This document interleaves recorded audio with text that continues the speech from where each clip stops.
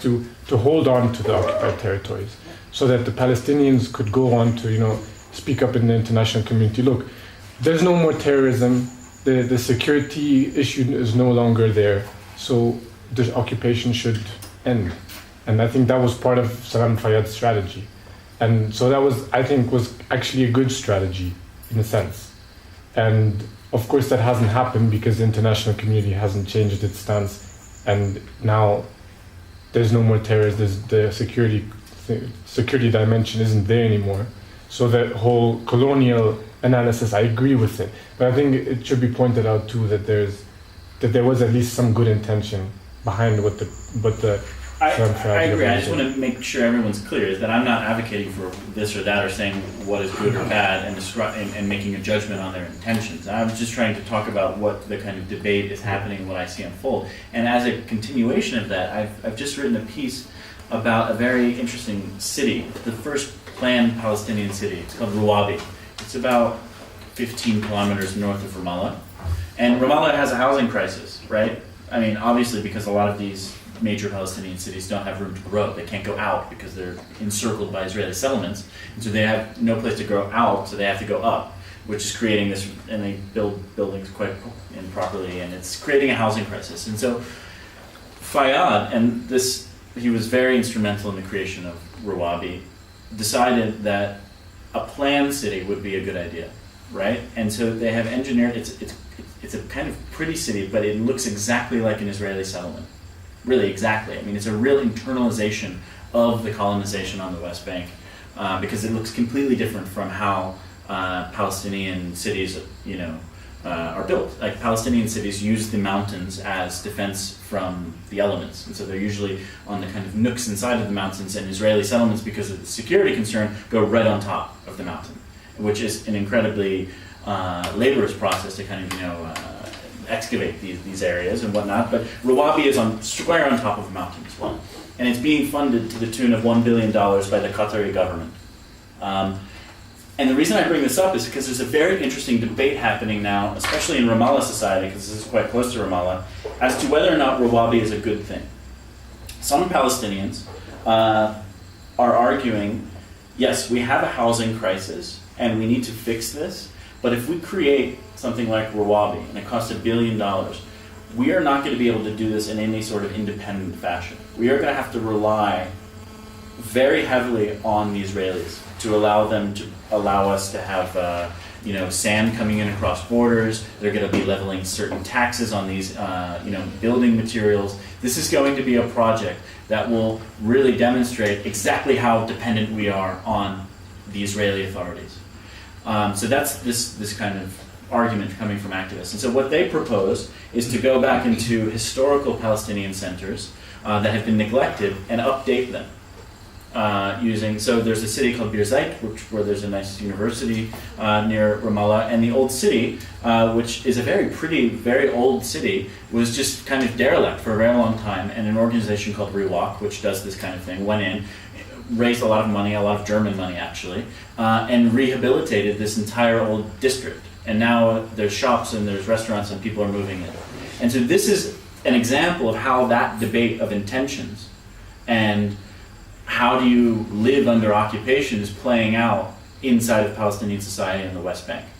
And it's quite fascinating because, like I said, Fayyad is very much, when Ban Ki-moon was recently in the region, he came to Ramallah, and Fayyad and Abbas actually took him to Ruwabi and said, look, we're building an Israeli settlement. We can live side by side, right? This is great. We're building our first planned city.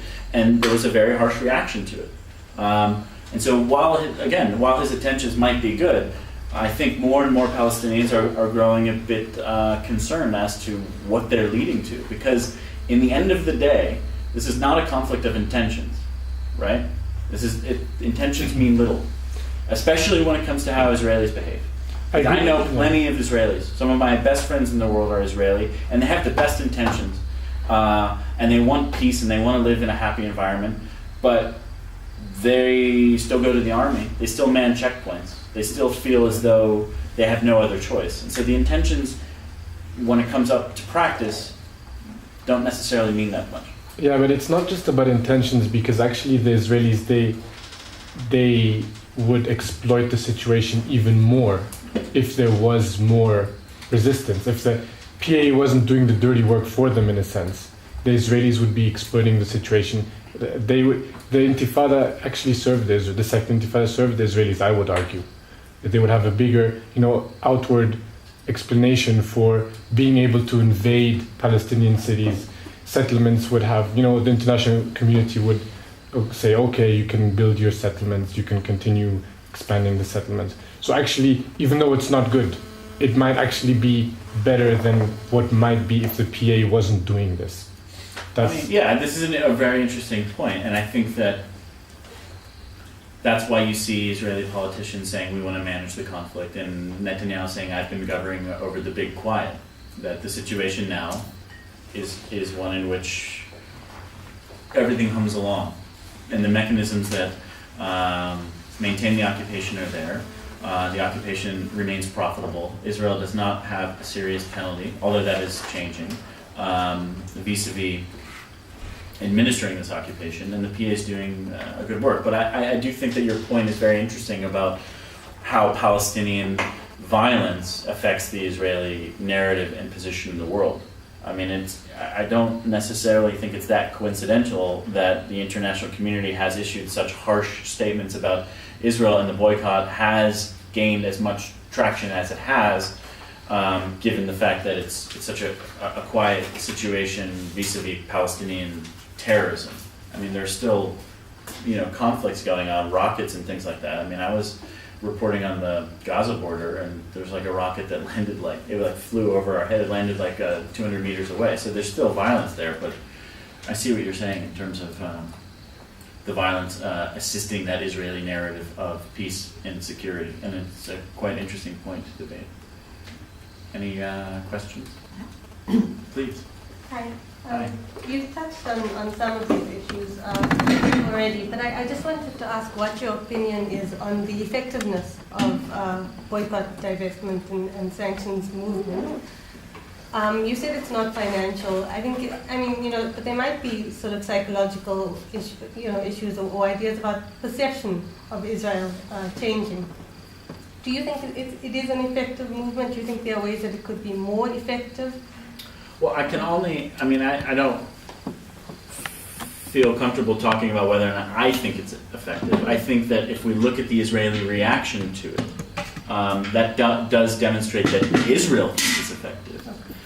The anti-boycott law that the Israeli parliament passed is a very, very profound admission that Israel is quite scared.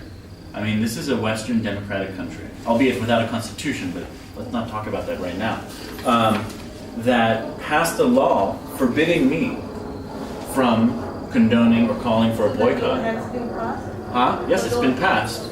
It hasn't been acted on, but it has been passed. It is law. So that means me in South Africa, as an Israeli subject, if I say on the video, you should boycott Hebron settlers and the candles that they make because they're bad people or whatever, and this goes out, and some Hebron settler sees this, they can sue me in a civil court, right? Not a criminal court, and it's not a political. They can sue me for damages, and they don't even have to sue me for damages that actually occurred. They can sue me for the prospect of damages, that I was calling for damages, right? This is a very, very dangerous law. And one of the reactions that a lot of Israeli journalists had was, well, wait a second, you've been saying for the last 6 years that the boycott is ineffective, why did you just pass this law? I mean, does that kind of gel well with freedom of speech in a Western democracy? What would an organization like Boycott from Within, what kind of position would they be in now? Well, they could be subject to this law, right? I mean, I think that it's hard to tell if this law is going to be acted on, and there was a lot of discussion among the activists as to trying to push the law to be acted on. Ahmed Tibi, the Palestinian politician from Balad, openly called for a boycott and things like that. It was really just incidentally, it was really interesting. There was a Knesset fact-finding commission about the boycott law. And the document, their fact-finding document, was released to the media, and they said, look, we understand that this is going to create a lot of slack for us, and so they tasked the commission with finding other countries in the world that had similar legislation. And I'm happy, well, so they found Libya, Zimbabwe, and Eritrea that had similar legislation. This doesn't bode well. I can't say that I'm proud of this. No. You know? And so that's why I don't feel the need to comment on whether or not I think it's effective. I think the law demonstrates that the Israelis think it's effective. My personal perspective is that I appreciate the passion of activists in the boycott movement. I even appreciate the passion of activists in the Zionist movement. I appreciate this passion. I'm upset that they argue with each other all the time and it turns into this childish shouting match. And I think that they have some things to learn. I mean, one of the issues that I'll be talking about in South Africa is the normalization debate, which is a very interesting component of the boycott that doesn't necessarily get discussed all the time. Kind of officially, the Palestinian-led boycott is against what they call normalization initiatives, usually sponsored by the Israeli government. Social and academic as well, you mean?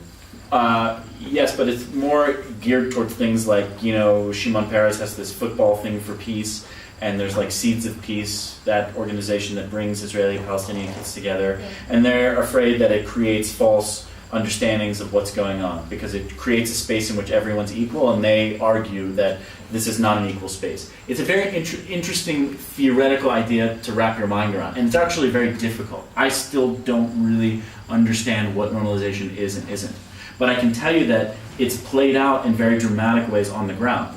So for example, there's an Israeli organization called Zohrot, which is a very remembrance. It's a very, very interesting organization.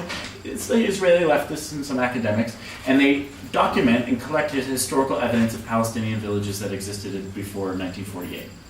And they've created really in-depth archives of Jaffa and all of these forgotten places that a lot of them have been wiped off the map. Tel Aviv University sits on, I think, more than one of these villages that have just been gone. And so they're collecting this. They were recently invited by some people in Ramallah to come up to Ramallah and to give a lecture as to what they're doing. And a number of very, very, very prominent boycott activists boycotted them, saying that this is a normalization debate. And this demonstrates that they are very confused. 972 has been the subject of many normalization arguments. Because there's Palestinian writers, because it's run by Israelis in Tel Aviv, and all of this kind of stuff. So in terms of the effectivity of the boycott movement, I mean, this doesn't bode well for their own effectivity if there's such confusion inside. But as I said, I think that that the Israeli government takes this movement very, very seriously. And I will say personally, I think that the settlement labeling is a very, I think it's a good thing no matter where you sit on the issue. I take issue with people that say governments shouldn't tell their citizens what they're buying. I take issue with people that say governments shouldn't tell their citizens what to buy. But I want my government to tell me where this tea is made. Like that's what I want to know that, and then I want to make my own decision. And so I think that this settlement labeling thing is not necessarily the worst idea. And I can tell you that it's going to be passed in Europe as well, in many European countries. Probably Ireland first, followed by Denmark. And I speak with a lot of these diplomats on a regular basis, just talking about what's going on, and they inform me that this is something that is really going to be taken seriously. This is part of the change in how the Europeans are reacting to what's going on the ground. Yeah, just a couple of comments. First, I think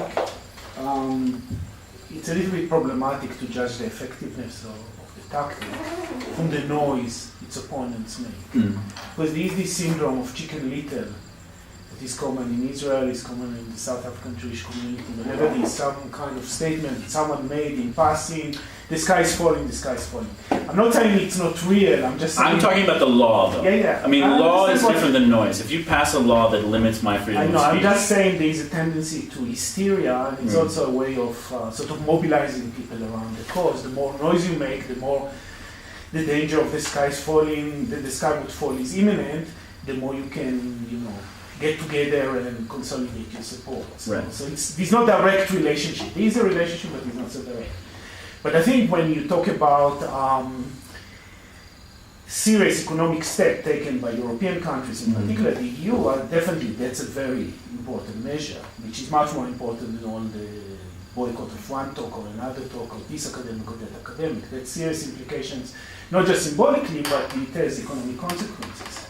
So what I'm saying here is basically, you started by saying, okay, they just want to manage the conflict and they seem to be able to do that, but actually they're not, because this is one avenue in which the ability to do what they please is collapsing, starting. I don't want to be sort of triumphalist. Another, I'm just listing here a few considerations, and it's all based, just an anecdote. I remember the days before 1973, when it used to be a common refrain on a weekly basis, our situation has never been better. Why? We sit on the Suez Canal, we control the West Bank, we control this and this and that. There is nothing that can ever happen to dislodge us from the Sinai. We have this beautiful land and beaches and so on. And it lasted all of 6 years. Okay, now the occupation lasts, of course, much longer, but this kind of super confidence that we are in control, I think, can be misleading. It won't collapse in the next 2 years, but I don't see it lasting for the next 20 years. So what are the forces, and I think that's the interesting question here, what are the forces that we can identify now that potentially can undermine this sense of we are in control, no one can dislodge us? And I think that movement, again, I'm not talking about any specific boycott activities, but the stuff about the settlements, about ongoing economic pressure, it's one element. There is the element that you mentioned in passing, but you didn't elaborate.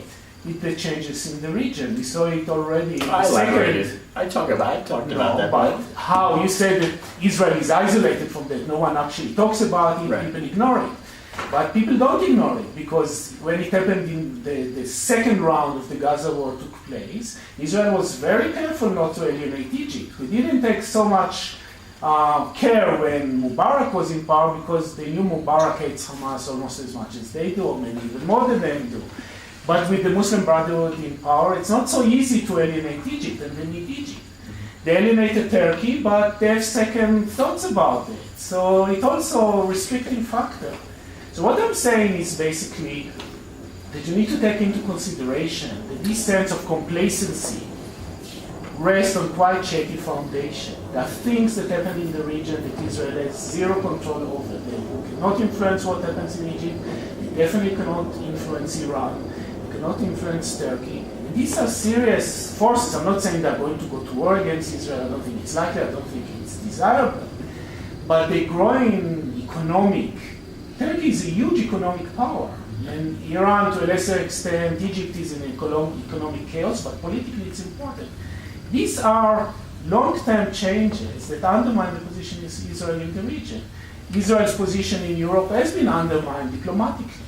So I think if you are talking about change from within Israeli society itself, I agree with you. The chances of that are zero, because if there is Palestinian violence, we can't give anything up, because they'll come and kill us. If there is no Palestinian violence, we have no reason to give anything up, because we are fine. So this kind of, you don't do anything if there is or there isn't violence, has been going on for years. So it's very unlikely the change would emerge from that direction. But all the changes from the outside are inevitably going to have an impact. And the question is, what do we do to prepare for it? Analytically, I'm not talking about activism. Right. How we understand this. I agree with you, but I want to take issue about the European Union for two reasons. One, well, first off, the EU talks out of three sides of its mouth. We have to accept this. The EU doesn't speak with one voice, and they do what's in their interests. Okay? The EU just upgraded Israeli relations in a very significant upgrade. I mean, literally, that week was bizarre. The week started with Catherine Ashton condemning Israeli settlement activity and ended with them upgrading relations in a way that people were even surprised. They were upgrading all sorts of different economic ties. And I think the reason here, and that is Israeli natural gas. And so when we talk about the effectivity of the boycott in forcing Israel to economically change, we have to remember that Israel's sitting on a gas field that's worth 150 years worth of natural gas. And people want this gas, and it's going to make a lot of money for the Israeli state. And so economically, I think that the situation that the country finds itself in is not in a place where a boycott of SodaStream or even sanctions from the EU, which won't happen, could affect it. I don't think the EU, even if they wanted to have sanctions, that they could enforce them because of this natural gas issue, because it's just far too important. And then you see this actually I flew Turkish Airlines, which is quite lovely. It's quite nice coming down here. And so I was reading the Turkish press, and there was 3 articles about Turkey building a pipeline to Israeli natural gas fields, right? Worth millions and millions and millions of dollars. And so that is a player in this boycott that everyone should be aware of. Now, in terms of the regional changes, I agree with you. We don't really know what's going to happen, but we know that it's changing at a very fast clip, and I have yet to see people in Israel have some really what I would find interesting and sharp analytical predictions of what's going on. I wrote a piece over the summer, a long piece about the future of the Israeli-Egyptian peace accord. I came to the conclusion that whoever wrote that accord, which I assume were Americans because they were brokering this, were quite brilliant, because the accord itself seems ironclad. It's just so important to both economies and their spheres of influence that I don't see that accord going anywhere. But the relationship between the two countries on a civil level, I mean, this is basically nothing. I'm pretty convinced that the Israeli ambassador in Cairo is probably not there. I think he's reporting for duty from Herzliya or something like that. I mean, I don't think he's going there. And Morsi himself is also a kind of strange actor who has clearly demonstrated that the Gaza situation and his relationship with Hamas is going to be used, at least if history is any guide, as his own political football. I mean, the fact that he brokers this truce during the last round of Gaza, and then the Gaza fighting, and then 2 days later basically declares himself dictator of Egypt, is very significant. And just this week we have news that Egyptians are flooding Gazan tunnels, right? And Hamas people, I mean, the people in the leadership are somewhat reticent, and they're saying that they're dismayed. But if you the interviews from people in Gaza are this is insane. This guy's just like Mubarak. And so while those changes between Egypt and Israel do look really interesting, maybe they're not necessarily as deep yet, because Egypt is so unstable and the Israelis don't want to poke them that much. It's funny because I wrote the article. I'm talking about the long term, not right. No, but I'm just thinking through, because in the article I wrote, this was in July, and I came to the conclusion that the real effect of the change in leadership in Egypt is that Israel is going to think twice about going to war in Gaza, and I was proven wrong, because they didn't. Right, they went and they did all this kind of stuff. Granted, in a different way than they did in 2009, but they still went to war. But again, the Syrian situation, and I'm reading the Israeli media all the time as part of my job. I've yet to see some really sharp analysis about what they're actually going to do. They bomb these Syrian sites, these chemical, whatever, we don't really know what was there, these chemical weapons, munitions depots or whatever. And Barak broke this strange Israeli policy of not talking about it by saying, yeah, we did that. And so I guess they're sending a message that they're going to do something. And I know that they're moving up these Iron Dome missile batteries all the time to the north. And so they are clearly, I would hope that the leadership is thinking what is going to happen when Lebanon goes into civil war, which it will, and what's going to happen, Syria is in civil war, what's going to happen when these chemical weapons get into the hands of Hezbollah. And I want to make a small note about Iran, just from my own experience, because my mother is very worried about Iran. Very, very worried about Iran. She doesn't really mind that I live in Ramallah. Well, we talk, and she says, the Iranians are going to bomb you. And I have heard this for 5 years. Endlessly, I have heard this, right? And if you look at I'm actually in the process of creating I'm working on an article about how many times the media has said that there's going to be a war or the Iranians will have a bomb in the next 3 months. I mean, it's just been going on this whole time. And it's really dominated so much discourse. That's why I'm talking about my mother talking about this. Meanwhile, out the back door, the entrenchment of the occupation has accelerated at such a level that it's really incredible. And so we have to start thinking about what exactly is going on there. And the reason why I say that, furthermore, with more confidence of bringing this topic on the table, is the last Israeli election. Israelis polled in exit polls voted the Iranian issue to be one of the least of their concerns. It was ranked second to last in the Israeli exit polls. So why are Israelis going to the polls in this volatile Middle Eastern climate? You know, again, looking at what they say, and saying this is not an issue that I'm voting in the next parliament about. What does that mean? I mean, they have dominated the international stage with cartoon charts and all this kind of stuff, and yet the populace is not talking about this.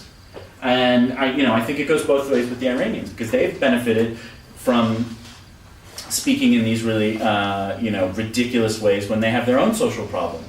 And so we have a situation there that's quite interesting. You know, I'll just add finally, it's quite fascinating. I was reporting on the summit that happened last week in Cairo, and Abbas met Ahmadinejad, and he said, listen, if you want to help Palestine, we're working on building a state, right? Stop talking about wiping Israel off the map. That doesn't help us. I'm sure his Israeli counterparts were very happy that he said that, but it does demonstrate that this debate that's going on between these two countries is a bit kind of, out of whack.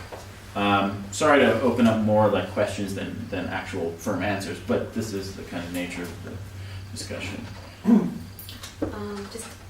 Just in terms of being a journalist based there, and the latest issue around Prisoner X. And one of the things that constantly comes up is the way Israel positions itself as a Western democracy. And one of the arguments is, well, freedom of expression, free press. How would you say that this incident or this situation reflects on that and actually, informs that argument or that position? I'm not in a position to say whether or not Israeli censorship laws are good or bad. I can tell you that I, every year, sign a censorship waiver to the military censor because I am a government-sanctioned journalist. And in my experience with other journalists, technically this document says that I will submit my work, that anything that has to do with defense, which is basically everything, or can be construed as everything, to a military censor before publication. In practice, they don't have the time or the ability to go through all of this. But I have had a number of friends that have written critical articles about Israel and that have lost their press accreditation, which is usually, that's how you get a visa if you're a foreign journalist. Because they've used the censorship issue, retroactively. This person's writing some stuff we don't like. Let's look like, they signed the censorship thing. Let's look at what they're using. Okay, they didn't submit this at this date and this time. No more press accreditation, no more visa, goodbye. And so that does happen. Whether or not that's good or bad, I can't really say. That's how Israel does it. I found that the Prisoner X thing was really interesting, given how deep the censorship is. That there was a gag order on the details of the Prisoner X story, but what was amazing was that there was a gag order on the gag order, right? So you couldn't even talk about the fact that there was a gag order. I mean, and that to me is getting into a zone that's pretty. In America, you wouldn't have that. They would say, okay, there's this thing, we can't talk about it. In Israel, you can't say there's this thing. We can't talk about it, right? We can't talk about the fact that there's this thing and we can't talk about. And I think that, the debate about what's going on with Prisoner X is very, very interesting. It's frightening to me. I feel as a Jewish immigrant to Israel, it definitely does make my situation in the Middle East not easier. Now that I'm carrying an Israeli and an American passport, and this is all about an Australian spy for Israel, but it's concerning that this guy, appears to have committed suicide. Although there's now more and more evidence that it might not have been suicide, and that he is a Jewish immigrant that was like me at one time, very infatuated and proud of what was going on in Israel, right? And that he seemingly had some. We will never know. I mean, this is all speculation. This is a problem of some of the censorship stuff, but he seems to have some sort of epiphany that he was involved in something that he didn't want to do, or he maybe. Again, we don't know, but it's a very scary situation. And then finally, the editors.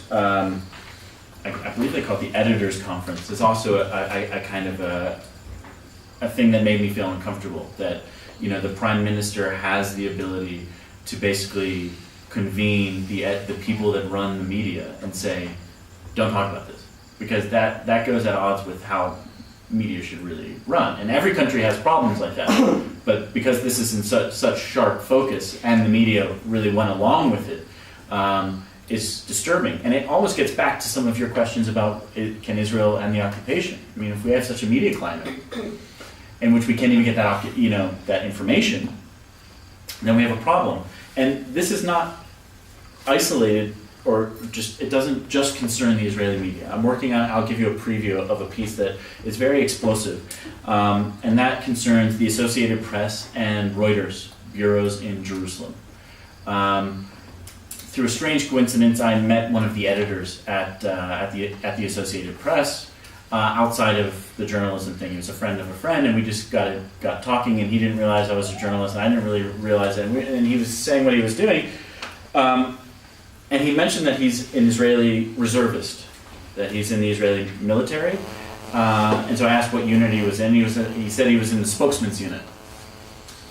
And so this means that one of the editors for one of the most important news wires in the world when it comes to Israeli-Palestinian information, for a month or 6 weeks or 3 weeks out of the year, takes off his hat as a news editor on the Israeli-Palestinian conflict, and goes to work as a spokesman for the Israeli army. Okay? That is incredible. Right? May I just say something? I mean, Yeah. Reuters' coverage, as far as the Jerusalem Post is concerned, it's in fact more critical of Israel. Well, we can get to Reuters in a second. I was talking about the AP. Sorry. In terms of Reuters, I'm working on the story for the Columbia Journalism Review. In terms of Reuters, a flatmate of mine over the summer, an American girl, was doing an internship at Reuters over the summer, and so she came home. She was writing a story about Palestinian women that are doing yoga, right? I guess it's kind of interesting, but whatever. And she came home and she was like distraught, and she was like, I'm trying to get this story through, and my editor keeps changing the language and changing the direction, and he's making the story into something that actually it isn't. And so I said, well, so what? I mean, that's what happens. And she was like, well, no, the editor lives in an Israeli settlement, right? So you have an Israeli settler that is responsible for editing Reuters' copy about Palestinian women in Ramallah. This is a major, major transgression of basically any code of journalism. And it's not limited to these bureaus. You have the situation with the New York Times, in which the former bureau chief of the New York Times, Ethan Bronner, his son was in the Israeli military, right? And then it came out a couple of years after this explosive bit of information came out that he was a client of a speakers bureau in the United States, run by a very, very strongly rightist American Jew, who was getting him very lucrative speaking engagements, $50,000 or something to speak, and Bronner was writing favorably about some of the speaker guy's other clients, which included settlers living in the East Jerusalem neighborhood of Silwan, which is also another very, very serious transgression. Now, granted, I'm sure that there's problems when it comes to Palestinian copy. I'm sure of it. But I am willing to wager with my left hand that Reuters or the Associated Press would not employ an editor that 6 months out of the year joined the Fatah armed brigades, or as a spokesman, or the Hamas armed wing as a spokesman. I do not think that could possibly happen. And if it did happen, it would be such a transgression that we would all be knowing this would be old news. And so the fact that this exists in so many different types of important journalistic bureaus in Jerusalem is a sad situation. Another friend who works at the AP called me during the Gaza war and said that she was very distraught about what was going on when the Israeli army blew up the Hamas office in the building of journalists. And she said, I'm really distraught because I'm in the Associated Press bureau, and the IDF spokesman's unit is the floor below me, right? That's, you know, the Israelis said we are attacking this channel because this is a Hamas spokesman's unit, and it's really bad that there's international journalists in the building, but they shouldn't be where international journalists were. And so she was saying this is really, really weird because the IDF is in the floor below me. And so this is part of the climate that just exists there. And this is why I was saying earlier that the democratization of media through social media, through blogging, through all of these things is changing the landscape of how we understand what's going on. Because no longer can these things, first off, these things are coming out, right? That there's a climate. I mean, the Columbia Journalism Review is one of the most important magazines in the world, you know, dedicated to critiquing how journalism operates, and they published the stuff about Ethan Bronner, and they will publish the stuff about the AP, because this is a serious issue. That was a bit of a rant, sorry about that. Yeah, I don't see it. I don't see, you know, that kind of bias towards Israel in the Reuters coverage. When you read their article, they call it Al Reuters. I mean, you know, that's how you can always see. You can always see whatever bias you want in the media. That's the first thing that you have to remember about media. You can always see the bias you want to see. Sure, but I'm just saying, but the perception is that Reuters certainly is more left than right. But just ensure that you know that I'm not talking about bias. I'm talking about the fact of who they employ. I didn't say that they're biased. I said that the Associated Press has an editor that occasionally is an Israeli reservist. And I said that Reuters employs an editor that works on Palestinian copy that is an Israeli settler. And whether or not that creates bias is another matter, right? It's just the fact of the matter of who's being employed. And like I said, you should think about it in the inverse. Would Reuters employ a Palestinian editor that was a reservist in the Fatah armed brigades? I mean, the problem that arises is that when you have a situation like that, and they could be embarrassed. For example, the editor is a settler.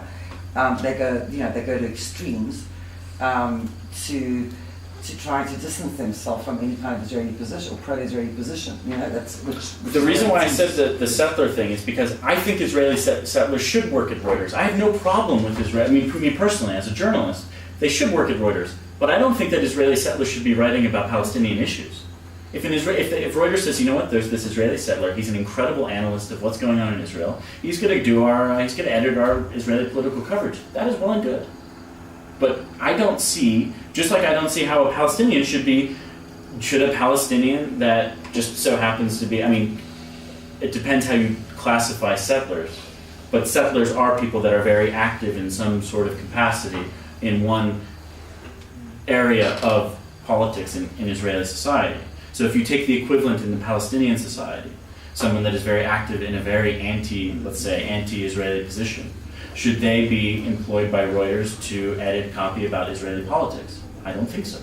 Well, I mean, in a free world, and in the actual world, I mean, people are voicing their opinions about everything and anything about which they don't know much about, you know, but with bias. I mean, that's just the way it works.